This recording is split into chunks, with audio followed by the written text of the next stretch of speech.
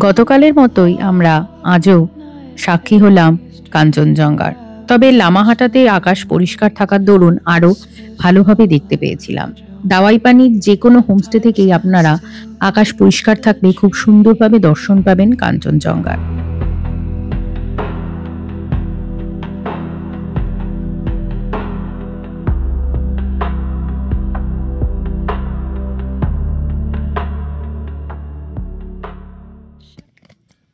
Good morning. Good morning. Anchor Sumandita North Bengal পর্বে সবাইকে স্বাগত। আজকে আমরা দাওয়াইপানি থেকে চেক আউট করছি। হ্যাঁ, আপনাদের কালকেই দেখিয়েছি, এই ছিল আজকে আমাদের হোমস্টে। সেটা খুব সুন্দর ছিল, কোজি ছিল, এনাদের ব্যবহার খুব ভালো, রান্না বান্না খুব সুন্দর। আরো হোমস্টে এনাদেরই আরো হোমস্টে তৈরি হচ্ছে। আর এইখান থেকেও কিন্তু আমরা দেখতে পেয়েছি একদম ক্লিয়ার। এই হোমস্টেটার সব থেকে প্লাস পয়েন্ট হচ্ছে এই হোমস্টেটা একদম পাশে হচ্ছে, যেটা দাওয়াইপানি ভিউ পয়েন্ট, সেটার একদমই পাশে হচ্ছে এই হোমস্টেতে। মানে আমাদের ভিউ পয়েন্টটা যেতে হয়নি, আমরা হোমস্টেতে। এখন আমরা ব্রেকফাস্টের জন্য যাচ্ছি। সকালে আমাদের চা দিয়ে গেছে রুমে। আজ ভোরবেলা আমরা দাদাদার বলে রেখেছিলাম যে হোমস্টে দেখাশোনা যিনি করছেন, যে আমাদের একবার নক করতে যদি কাঞ্চনজঙ্ঘা দেখা যায়, কেন কাল রাতে বেশ বৃষ্টি হয়েছিল। হ্যাঁ, তা লাকিলি দেখা গেছে। আপনারা যেটা দেখলেন, হয়তো প্রথম দিন আপনাদের যেটা দেখেছিলাম লামাহাটা থেকে সেরকম না হলো, বাট সে দেখা দিয়েছে এবং ভালো মতোই দেখা দিয়েছে। মেঘ ছিল, এখন তেমনি পুরোটাই ঢেকে গেছে, কিন্তু মেঘ সরিয়ে সেই বরফে ঢাকা সাদা শুভ্র তার যে দর্শনটা, ওটা মানে চোখ খুলে যখন ওটা দেখেছি না, ওটা দারুণ লেগেছে। মানে ওটা যে কি অনুভূতি, মানে আমাদের দরজাটা খুলেছি, দরজাটা খুলে আমার ফার্স্ট রিঅ্যাকশন ওয়াও, জাস্ট দরজাটা খুলে দেখতে পেয়েছি। আচ্ছা, এই হোমস্টেটা হচ্ছে দাওয়াইপানি যে রাস্তাটা উঠছে না, উঠেই আপনি যখন টার্নি উপরে উঠবেন, এরকম একটা ফুটবল মাঠ দেখতে পাবেন। এই ফুটবল মাঠ যেটা দেখতে পাচ্ছেন, এই ফুটবল মাঠের সাইড দিয়ে আপনাকে যেতে হবে। দুটো হোমস্টে, যেটা তুলসী হোমস্টে আর এটা হচ্ছে প্রেরণাস হোমস্টে। ওভারঅল সবাই একই এখানে, মানে তুলসী হোমস্টে থেকে আমাদের ফুডিং আসছে, আর প্রেরণা হোমস্টেতে আমাদের স্টে আছে। তাই এনারা দুই বোন, এনাদের হোমস্টেটা। তা আপনারা চাইলে এই হোমস্টে থাকলে এই ছাদে গিয়েও আপনারা দেখতে পারেন, অথবা তুলসী হোমস্টে এটা ভিউ রুম আছে, এই ভিউ রুমে বসে বসে আপনারা কাঞ্চনজঙ্ঘা দর্শন করতে পারবেন। তা এইটা হচ্ছে দাওয়াইপানি ওঠার রাস্তাটা, মানে যারা আরো উপরে থাকে, হ্যাঁ আরো উপরে যাবে, আরো ওদিকে হোমস্টে গুলো ফ্ল্যাট খেতে আসবেন বা শুধু লেজিও ডে কাটাতে আসবেন, তারা আরো উপরে আসবেন। আর এই রাস্তাটা দূরে পাশটাতেই হচ্ছে দাওয়াইপানি ভিউ পয়েন্ট। আর আমরা আরেকবার দাওয়াইপানি আসবো, আমরা আরো এখানে এক্সপ্লোর করব। শুনেছি, আমি ভুলও হতে পারি, এটা একটা ন্যাশনাল পার্কের অন্তর্গত, মানে ওয়াইল্ড লাইফ স্যাংচুয়ারির অন্তর্গত। তো এখানে নাকি প্রচুর লেপার্ড, বিয়ার প্রচুর পাওয়া যায়। দাওয়াইপানি আসলে যেগুলো আর কি local sight seen, Lamahatta, Dawaipani সমস্ত কিছু একই সাথে। কিন্তু আপনি যদি মানে শুধু থাকতে চান, তাহলে আপনারা তো হোমস্টের ওখানে থাকতেই পারেন, মানে দেখার জন্য আর কি, ফিল নেওয়ার জন্য। কিন্তু আমরা যেহেতু এক্সপ্লোরও করছি, তার জন্য আমাদের ফিল নেওয়ার এখন আর সময়টা নেই। তবে হ্যাঁ, আপনাদের সেই রিল্যাক্সেশনটা আমরা একবার দেখাবো, অবশ্যই দেখাবো পরে, যখন আবার আমরা আসবো, যখন আমাদের রিল্যাক্সেশনের আমরা ভাবি রিল্যাক্স করতে আসবো, কিন্তু আমরা করতে পারি না। আলটিমেট আমরা এক্সপ্লোর করতেই বেরিয়েছি। এই নবমী শেষ হতে না হতেই, মানে পুরোপুরি শেষ হয়নি, অফিস থেকে ওরও মেল চলে এসছে, আমারও মেল চলে, টুং টুং করে মেল বেজে গেছে। তা দেখা যাক, চলো ব্রেকফাস্ট করে বেরোচ্ছি। আজ আমরা যাবো দার্জিলিং এর পথে। এখানে কন্ট্যাক্ট নম্বর দেওয়া আছে, এছাড়া আমি ডেসক্রিপশন বক্সে কন্ট্যাক্ট নম্বর দিয়ে দেবো। তাই হচ্ছে হোমস্টেটার এখান থেকে ভিউটা খুবই সুন্দর, এই ভ্যালিটা মারাত্মক লাগছে।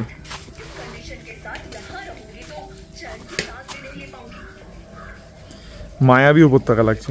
যখন যে রুমটা বলছিলাম, আপনারা কিন্তু এই ধরনের রুমও যদি পান, আগে থেকে যদি বুক করেন, এই রুম থেকেও কিন্তু আপনারা ডিরেক্ট এই সাইডে পড়বে আপনার কাঞ্চনজঙ্ঘাটা, আপনারা আরামসে দেখতে পারবেন। তা ब्रेकफास्ट करे আমরা রওনা দেব। नमस्ते, हमारा नाम अनिल थामी है और मेरा होम स्टे का नाम है तुलसी होम स्टे।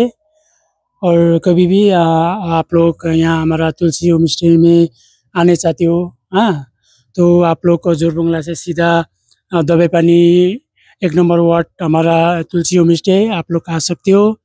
और जी, और मेरा फ़ोन नंबर है 7029832234 7029832234। Thank you. मॉनेस्ट्री তো আমরা এখন রওনা দিয়ে দিয়েছি। আমাদের আজকে প্রথম ডেস্টিনেশন হচ্ছে ঘুম মনেস্ট্রি। এই সেই আঁকাবাঁকা পথ, যে পথটা ধরে আমরা এসেছিলাম লামাহাটা, ওই রাস্তাটা দিয়ে যায়। আমরা আগের ভিডিওতে আপনাদের দেখিয়ে দিয়েছিলাম। এই রাস্তার সৌন্দর্য কিন্তু অটুট, অপরিসীম। এটা কিন্তু মুখে বলে বর্ণনা করা যায় না। পার্টিকুলার এই প্যাচটা কিন্তু খুবই ভালো। এই রাস্তা দিয়ে সোজা চলে গেলে ঘুম আর 6 কিলোমিটার এখান থেকে। আমরা এখন জোড়বাংলাতে, এখান থেকে যাওয়ার পথে একটা অসাধারণ ভিউ পয়েন্ট আর কি। সেখানে শুধু মেঘের খেলা, মেঘ সরছে, ভ্যালি দেখা যাচ্ছে, আবার মেঘ এসে ধাক্কা খাচ্ছে, আবার একটু মিঠে রোদ, অসাধারণ একটা পরিবেশ। আপনারা একবার দেখে নিন।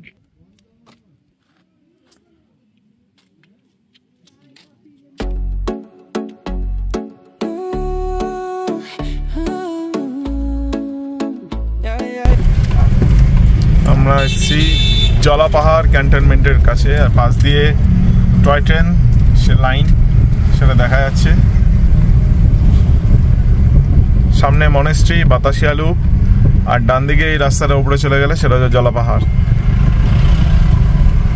দার্জিলিং এর ওই রাস্তা চলে যাচ্ছে মিরিক, আর এটা হচ্ছে ঘুম স্টেশন, যার হাইট হচ্ছে 7460 ফিট ওপরে।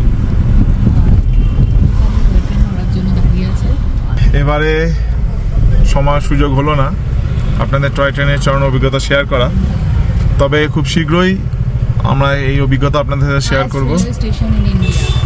এটা হচ্ছে highest railway station in India. আচ্ছা, একটু বলে দিই যেটা বলছিলাম, 7407, নট 60, 7407 ফিট ওপরে।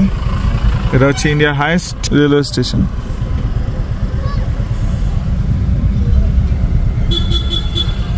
জোড়বাংলা ক্রস করার পরেই আস্তে আস্তে আমাদের গাড়ি যেন মনে হলো শহরে ঢুকে গেল, ঠিক দার্জিলিং শহরের মধ্যে। কিরকম সম্পূর্ণভাবে চিত্রপট পাল্টে গেল। চলে এসেছি এখন ঘুম মনেস্ট্রিতে। আবার সোয়েটারটা আমার লাগবে, কেন বেশ ঠান্ডা লাগছে। সোয়েটারটাকে আমাকে বের করে নিতে হবে ব্যাগ থেকে। এই জায়গাটা কিন্তু বেশ জমজমাটি জায়গা, মার্কেট এরিয়া আছে, এবং আমার বউয়ের বেশ ঠান্ডা লাগছে, ঠান্ডা লাগাই উচিত।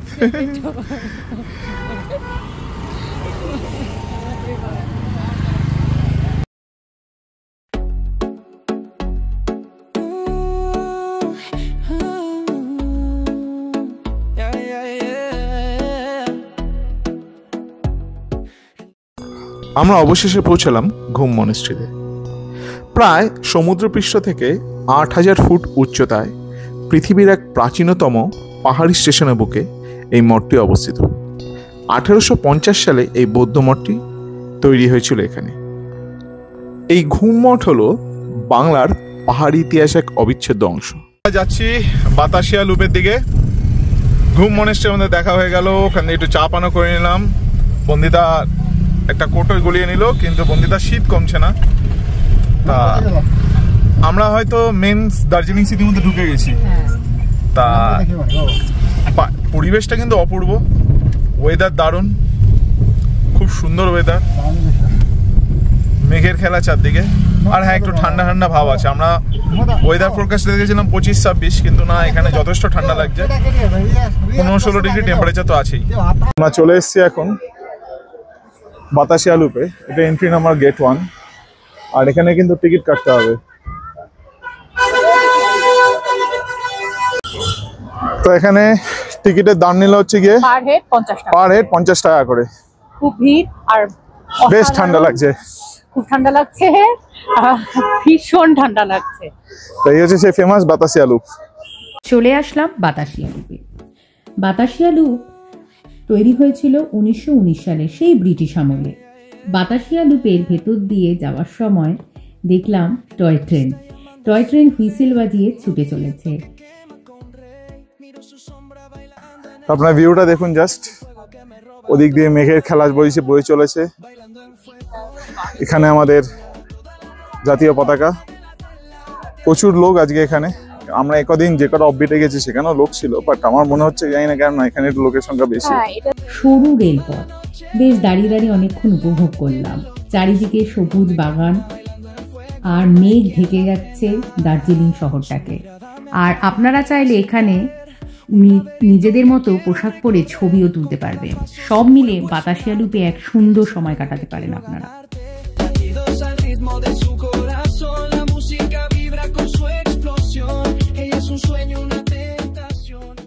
যাচ্ছি সেটা হচ্ছে নর্থ পয়েন্ট স্কুল দার্জিলিং। এখানে সেন্ট জোসেফ স্কুল দার্জিলিং, এখানে প্রচুর মুভির হয়তো আপনারা সিন দেখেছেন। রোপওয়ে মতো আছে কিন্তু রোপওয়েটা এখন বন্ধ আছে। এটা টি গার্ডেন আর এই হচ্ছে স্কুলটা। সত্যি এই স্কুলে আরেকবার ভর্তি হওয়া যাবে? এই স্কুলে কি আরেকবার ভর্তি হওয়া যাবে? আমার কথা হচ্ছে আমি ভর্তি হওয়া গেলেও আর পড়বো না। আমি পড়তে চাই না, ওর ভালো লাগে পড়তে, ওর পড়াশোনা করতে এখনো ভালো লাগে, ওর একটা ন্যাক আছে এখনো, কিন্তু আমার নেই। আমি তো গল্পের বই পড়ছি, আমি তো মানে কিছু পড়ার বই পেলেই হলো। আমি এখানেও গল্পের বই নিয়ে এসেছি। আমরা চলে এসেছি রামকৃষ্ণ মিশন। এখানকার দার্জিলিং এর ইনফ্রাস্ট্রাকচারটা সত্যি অসাধারণ। অনেক বড়। আর রামকৃষ্ণ মিশনের রেগুলারিটি বা ডিসিপ্লিন এসব নিয়ে তো হয়তো নতুন করে কিছুই বলার নেই।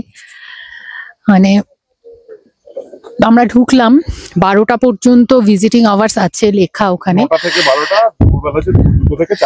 এইবার এখন 12:10 বাজে, আমরা জানি না আমাদের ভেতরে অ্যালাউ করবে কিনা। তবে ঠিক আছে, আমরা যে এইটুকু আস্বাদন নিতে পেরেছি, আপনাদেরকে দেখাতে পেরেছি, এটাই আমরা নিজেদেরকে ধন্য মনে করছি।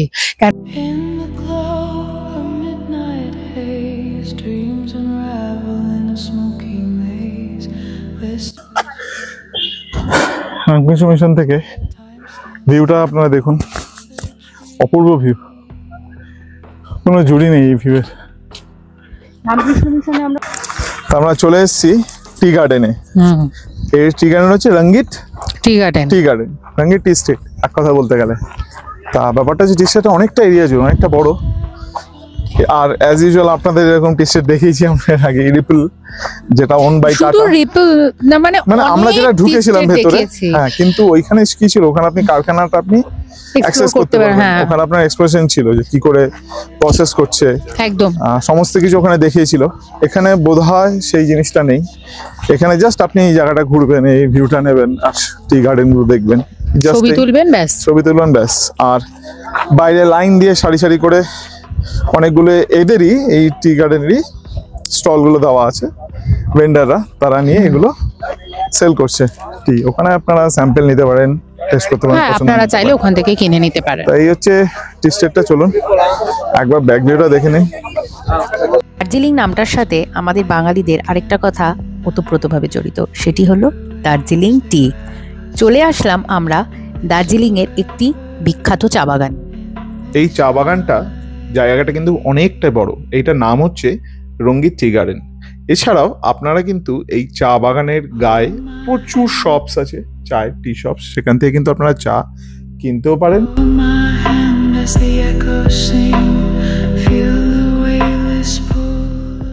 আমরা চলে এসেছি এখন টিবেটিয়ান একটা রিফিউজি এখানে সেন্টার।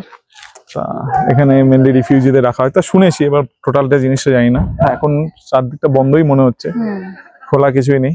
আপনারা একটা ভিউটা দেখে নিন। রিফিউজি নেই বলে মনে হয় বন্ধ। সালটা 1959, যখন চীন আগ্রাসন করতে শুরু করে তিব্বতে পাহাড়ি কিছু অংশ। সেই সময় অসংখ্য তিব্বতী ছেড়ে আসে তাদের ঘর, তাদের স্মৃতি, আর সেই সব ভাঙা জীবনের মাঝে জন্ম নেয় এক নতুন আশ্রয়, পাহাড়ের কোলে ঘেঁষা এক ছোট্ট ভবন, Tibetan refugee self help centre.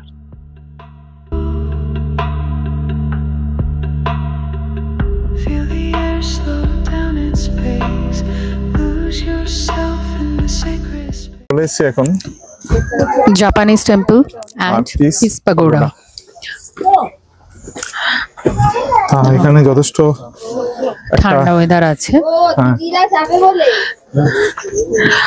তো সোজাটা হচ্ছে জাপানিজ টেম্পল আর ডান দিকে হয়ে যাচ্ছে পিস পাগোডা। আপনারা বোর্ডটা দেখে নিন।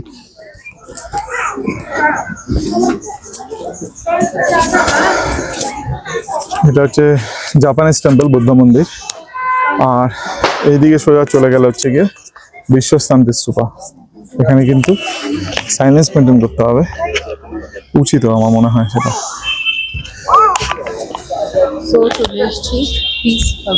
দার্জিলিং শহর থেকে খুব কাছে জলাপাহাড় পাহাড়ের ওপরে শান্ত পরিবেশে দাঁড়িয়েছে জাপানিজ টেম্পল এবং পিস প্যাগোডা। এই জাপানিজ টেম্পলটি তৈরি হয়েছিল 1972 সালে জাপানের বৌদ্ধ সংগঠনের উদ্যোগে। এখানে প্রতিদিন সকাল ও সন্ধ্যার সময় প্রার্থনা করা হয় এবং বৌদ্ধ মন্ত্র উচ্চারণ করা হয়। আচ্ছা, বলেই দিই, আমরা এখন যাচ্ছি পিস প্যাগোডার দিকে। জায়গাটা একটু ভিউটা একবার দেখে নিন, আমাদের দিকে না থাকে।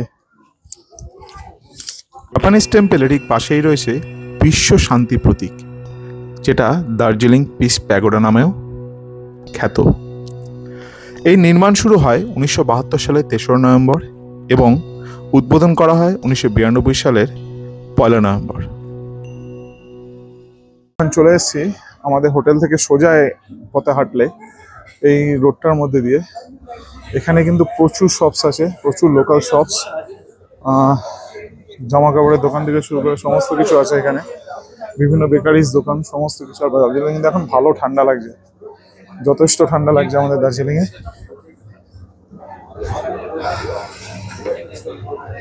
এখন আমাদের গন্তব্য হচ্ছে গিয়ে গ্লেনারিস যাবো আমরা। তো চলো, মোমো টোমো, দার্জিলিং এর ফাস্টফুড সমস্ত কিছু এখানে আছে।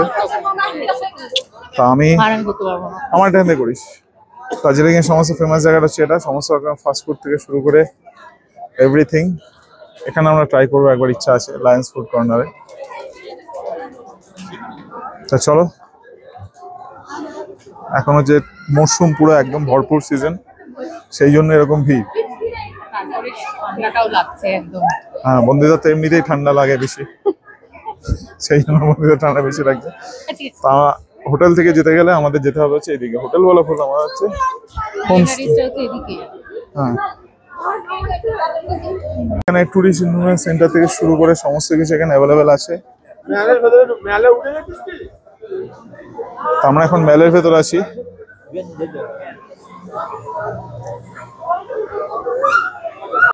আমাদের হোটেল থেকে মেল রোড হেঁটে প্রায় ওই 5-7 মিনিট মতো।